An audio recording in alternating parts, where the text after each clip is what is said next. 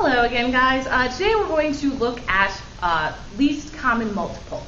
And what I find with students, they tend to get this confused with greatest common factor. So you want to make sure that you come up with some way in your head to differentiate the two. Don't get confused on quizzes and tests when I ask for the GCF or the LCM. That's the biggest mistake that I see happening between these two. So the least common multiple is the smallest non-zero multiple of two or more numbers have in common. So basically what you're doing is you'd be going through your times tables and we're looking for the smallest number that these two are factors of. It's kind of the opposite of our greatest common factor. So here we're going to generally wind up with a larger number. It can be one of the two numbers that we have. Whereas the greatest common factor, you're going to wind up with a smaller number because I'm looking for numbers that go into it. But the greatest and the least are kind of backwards with the way you're looking for the numbers, so sometimes kids get those confused. So our least common multiple we went over.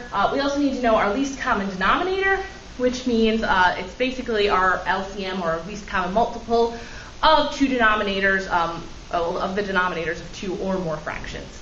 So we need to know that when we're adding and subtracting fractions. We've done that before, so something you should be familiar with. You need to have a common denominator in order to add and subtract fractions. So that's why we're going to talk about that, and we'll look at renaming some fractions today as well to create equivalent fractions, which we talked about in the last video. So then again, there's two methods. I can go and I can list the multiples.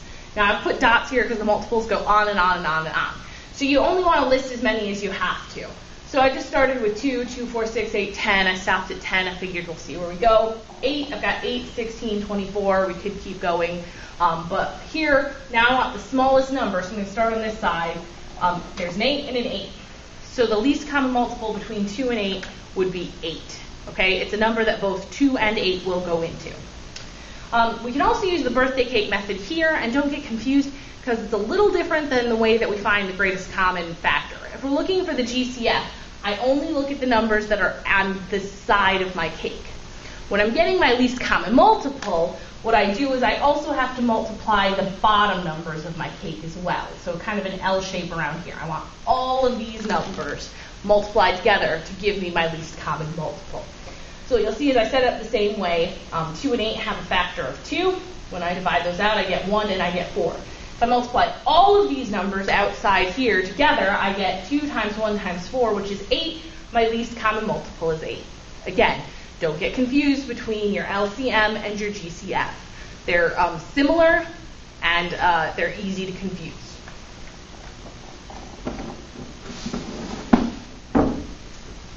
And again, I'll remind you the birthday cake method only works for 2 numbers at a time.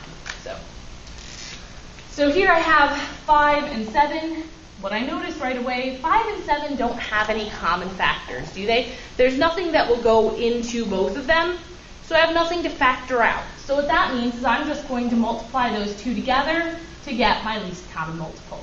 My least common multiple here is going to be 35. It's a number that both 5 and 7 will go into. There's no smaller number that both of these will go into.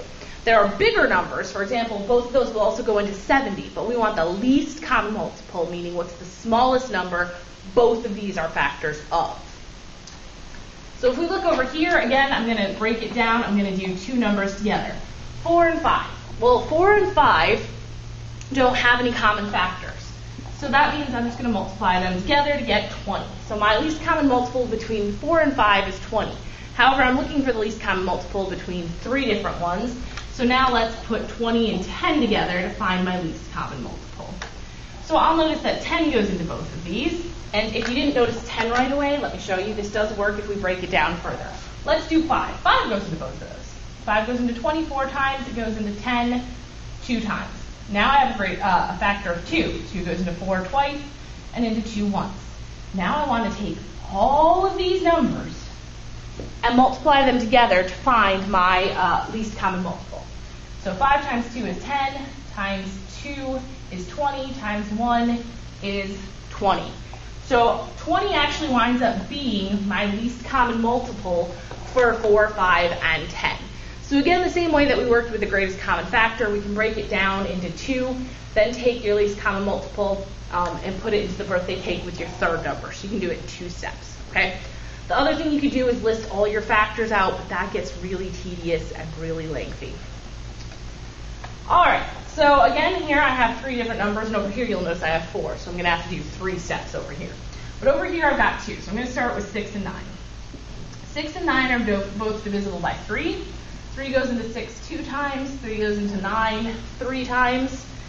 2 and 3 don't have a common factor, so I want to take all my numbers, and if this helps you, we're taking the L shape for least common multiple, and I'm going to multiply all of them together. So 3 times 2 is 6, 6 times 3 is 18. So 18 is my least common multiple between 6 and 9. And you'll notice I didn't just multiply 6 and 9 because there's a smaller number that they'll both go into. Okay? 18. So now I'm going to look at 18 and 12. I want to find my least common multiple between them. So I noticed that both of these have a factor of 3. 3 goes into 6 times. 3 goes into 12 4 times. 6 and 4 are both divisible by 2. 2 goes into 6 3 times and into 4 twice. 3 and 2 don't have any common factors, so I'm going to take all of these numbers here and multiply them together. So 3 times 2 is 6. 6 times 3 is 18. 18 times 2 is 36. So my least common multiple between all 3 of these numbers is 36. 36 is a number that is divisible by each of these 3 different factors. Okay? And it's the smallest one. There are larger ones that would work, but we don't want to use the larger ones. We want to stick with the smallest one we can. Why? Because if we're renaming fractions, we don't want to deal with gigantic denominators and gigantic numbers. We want to use the smallest ones we can. And on the next board, we'll look at the fraction, how we would use this in fractions. So over here, I've got 4 different numbers. So I'm going to have actually 3 steps that I'm doing. So I'm going to start with 2 and 3. 2 and 3 don't have any common factors, so that means their least common multiple is 6. Now I'm going to take a look at 4 and 8. 4 and 8 both have a factor of 4. 4 goes into 4 once and into 8 twice, so they have a least common multiple of 8. So what you'll notice is I did the birthday cake method. I took 2 and I took 2. Now I want to take 6 and 8 and do my birthday cake method a 3rd time to find my least common multiple between these, and that will give me my least common multiple for all of these numbers. So 6 and 8 are both divisible by 2. 2 goes into 6 3 times. It goes into 8 4 times. 3 and 4 don't have any common factors, so if I multiply all of these together, 2 times 3 is 6. 6 times 4 is 24. My least common multiple between all of these numbers is 24. All right? So that's just using the birthday cake method to find your least common multiple. Now, why is this important? Well, we'll take a look at using it in fractions.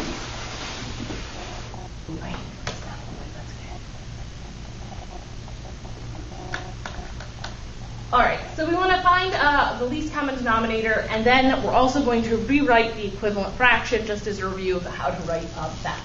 So remember, we need to have the same denominator, so let's look. I've got 8 and 5. 8 and 5 do not have any common factors, so that means my least common multiple, I'm going to have to multiply them together. My least common multiple is going to be 40. So now we want to rewrite these two as equivalent fractions with a denominator of 40. So if you'll recall, when we do that, I can do whatever I want to the bottom as long as I multiply the numerator by the same number. So 8 times 5 gave me 40. That means I need to multiply the top by 5 as well. 15/40ths is the same as 3/8. And we could have worked backwards yesterday when we did greatest common factor. I could look for the greatest common factor if I wanted to reduce those back. So here, 5, I multiplied it by 8 to get my 40. So I need to do the same thing to the top. 3 times 8 is 24. So 24/40ths is the same as 3/5. We're just renaming our fractions using our lowest common denominator. Okay? And so this is something we would have to do if we were adding or subtracting these fractions. Now I have the same denominator, or the same size pieces. I could add the numerators. So here I've got a 14, an 8, and a 7. So we want to find our least common multiple, or our least common denominator. So remember, I can only do 2 at a time. I'm going to start with 14 and 8. Those are both divisible by 2. It goes into 14 7 times, goes into 8 4 times. 7 and 4 don't have any common factors, so now I'm just going to multiply these all together. I get 2 times 7 is 14. 14 times 4, I'm going to have to scratch down over here, 56. 56 is my least common multiple between those two. I also have a 7. So 7 and 56. Let's find our least common multiple. These have a factor of 7. 7 goes into 7 once. It goes into 56 8 times. Now we're going to multiply those all together.